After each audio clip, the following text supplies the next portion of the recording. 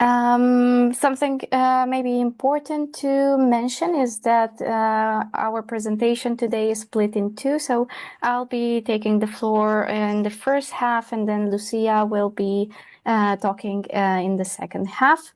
And I will present by introducing our research project, so the big research project in which we work, very briefly, and afterwards we each focus on one study within this research project. So just one second. Yes. The research project in which we work is called MultiSTEM, or Multilingual Voices in STEM Education. And it is based in the Netherlands. And our overall aim is to develop translanguaging strategies for the participation of multilingual children and families with a migration background in STEM education. And as you can see from the picture, and not all our project members are in the picture, I believe, this is a rather large project, and we work across different settings. So we work with the home, with caregivers and children, with schools, and also with science museums. And as you can imagine from the title of our talk, Lucía and I will be talking today about science museums. And for this, I would like to give you a very brief overview of the linguistic situation and the language policies in science museums in the Netherlands. Although there is not a lot of literature regarding this, we do know that there are diverse language policies across institutions, and these language policies depend a lot on location. However, we know that overall, so this is a generalization, but we know that overall there is very limited to no use of minority languages linked to migration. So this has various consequences, and we know particularly from a study conducted by Lucía that first-generation families experience language-related challenges in science museums. And this also translates into a sort of an education, certain degrees of educational inequity for multilingual children with a migration background, and also for their parents. And this more practically involves less access, less participation, and also less representation. However, what we do know as well from our work, and what I failed to mention at the very beginning, is that we started working in this project about 4 years ago, more or less. And we've seen so far that museums show a lot of interest in developing strategies for multilingual audiences. And this is a little bit the context in which we started working. And what we do, what both Lucía and I do in our work, we carry out design-based implementation research, which refers to a collaborative method, where we establish research practice partnerships, in our case with museum educators. And we design interventions that address practical issues faced by the museum educators, by the institutions in their particular contexts. But these interventions are always based on theory and also previous research. And another characteristic of such of DBIR, what we call it, is that it's iterative, so it involves multiple cycles, and it's also more long or to a certain degree, it's long-term. It's a long-term form of a partnership. And our core concept, so we work with translanguaging, which becomes our core concept, and we understand it as a type of linguistic practice and a pedagogical approach that draws on multilingual children's entire linguistic repertoires to serve different functions, but in principle to support learning. And now I'm going to tell you a little bit about the study that I'm in charge of. But as you can see from this list of people, I'm not the only person working in this study. Actually, Lucía was very closely involved in this particular study. And of course, we also work with Arthur Bakker, Jantien Smith, and Elma Bloom.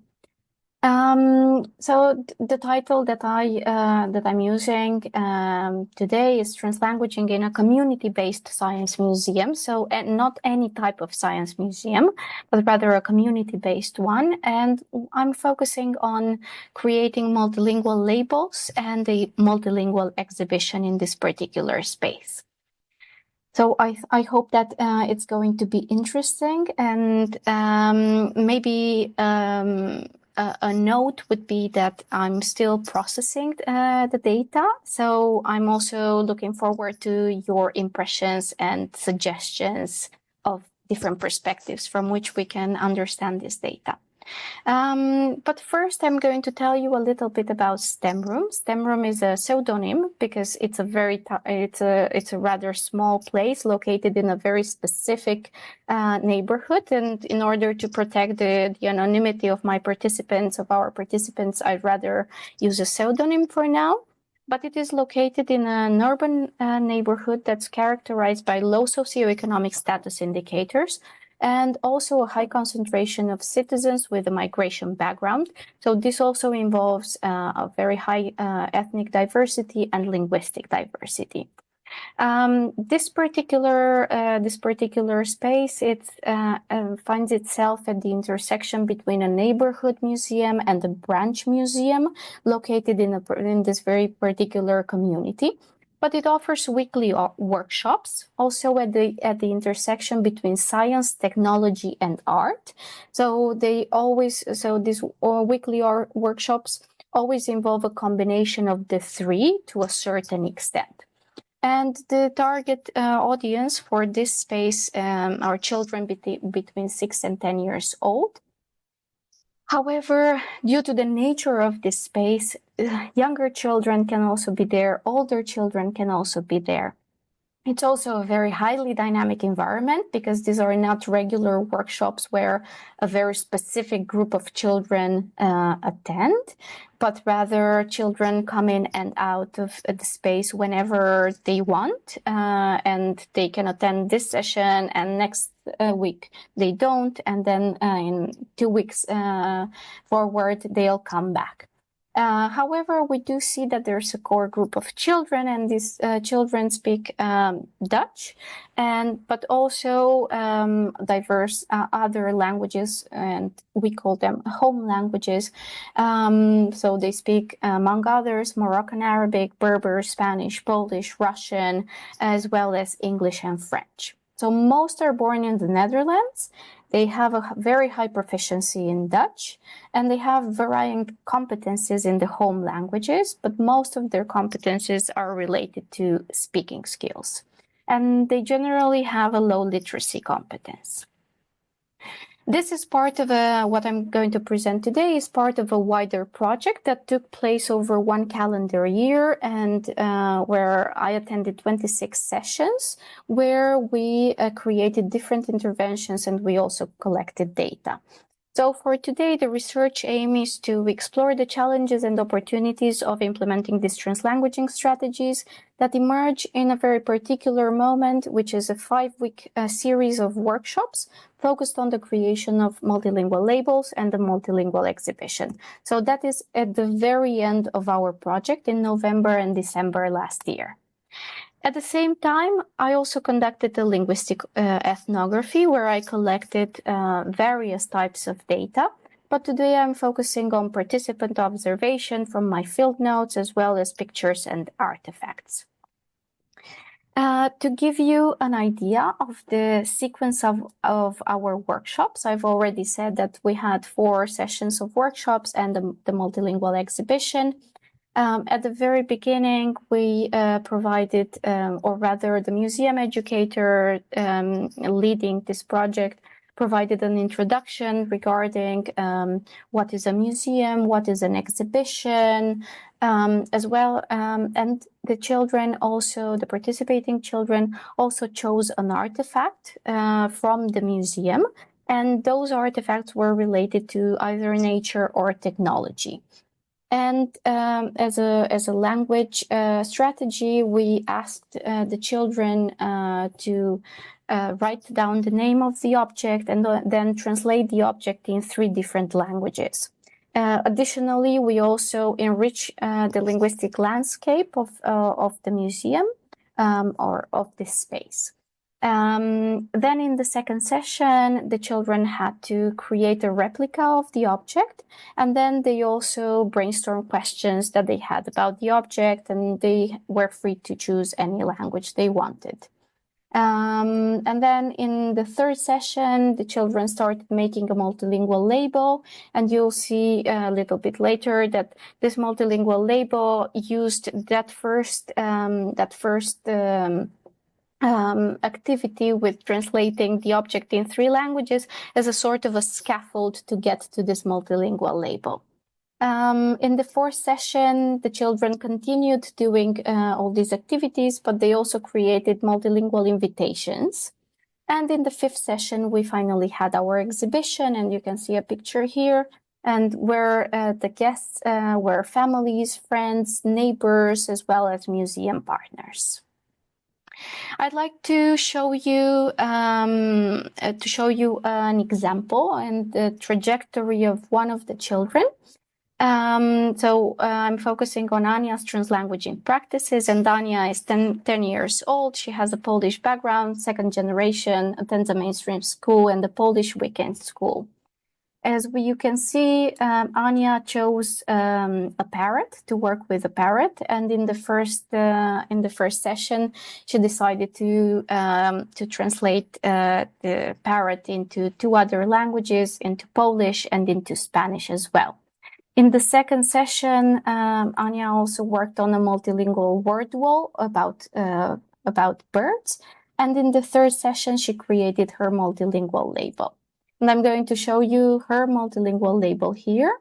You can see that we created this multilingual label where the label itself and the template itself was multilingual, and the languages that we chose were the languages that were part of the linguistic repertoire of the core group of children that were attending these workshops. And you can see here that on the left-hand side, we have the Dutch version, where the children have to write the object and what they like about the object. And then in the middle, they have to translate the name of the object as well as what they like about their object in different languages. And this is mainly where very interesting things happened. As you can see, so here in the middle below, you can see that, for example, Anya decided to write many more things in Polish compared to the Dutch version. And in the third part of the label, we can also see that so it says, this is what I know about my object. And in this case, Anya decided to write questions in Polish and then to answer those questions using Dutch. And in our, to the right, we see the final exhibition, and we see the parrot, so the museum object, the museum artifact, as well as Anya's parrot, together with her label. So now I would like to tell you about some of the challenges when implementing translanguaging. What we quickly realized was that children required individual support from an adult for the translanguaging activities. It was really difficult for them to work independently. And this is partly because the generally lower level of literacy in the home language. And this also involved that for these activities, there was a strong reliance on translation, so on translation practices. And then I wanted to tell you a little bit about a very interesting case of working with Berber or Tamazight languages. And this was the case of Moroccan Dutch children. The case of Berber is very interesting because it's mainly spoken language, but it's not frequently written. So the children had a rather low literacy in Berber, although they spoke it mainly at home. But this was one of the challenges. And then there were also very few resources online, so I could find one dictionary that was Berber and English. As an alternative, we started using Arabic.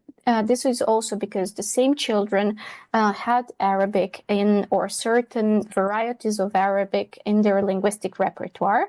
This was also because they were attending mosque-based classes. However, this was also not without its challenges because even if some of the children spoke Arabic or had some levels of literacy in Arabic, they still had low ability to write in Arabic, and some of them also lacked the comprehension, even if they were able to write in Arabic. So the case of Arabic is a very complex one as well. This also led to tensions between children, where we saw at least one case of shaming as a consequence of higher versus lower literacy in Arabic. But this is also something very interesting because it also shows us that through this project, we, to a certain degree, we or rather, like the linguistic hierarchy of the space was modified to a certain degree. So before the project, Dutch was the main legitimate language, whereas in this case, we see that also Arabic and higher levels of literacy with Arabic also become something that is becoming contested, and because it starts gaining value. However, in terms of translanguaging, we see translanguaging with Berber or Arabic to a certain degree, or rather it's a question, does it become more of a performative act, or does it have some other value as well? And if it's just a performative act, what type of function does that performative act fulfill as well? And then some opportunities when implementing translanguaging. It was really important, and opportunity here is understood as a favorable condition for these 2 points. It was really important that we were aware of children's linguistic repertoires. So we were able to create,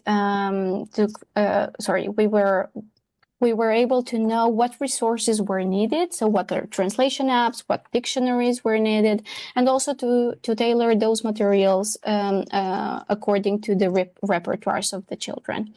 And in some cases, children also had a higher literacy in the home language. And in particular for those children, but not only, the benefit that they saw, so what they said that they liked most about the project was that they were able to learn new vocabulary in their home languages. And now another opportunity that we identified was that children used their entire linguistic repertoires, but there is something very interesting here, because they used their entire linguistic repertoires, but focusing on both the real and also desired competences. So they used Dutch, they used their home languages, but they also used other languages such as English. And then they also used a variety of other languages that were linked to their personal interest, to their curiosity, to friendships.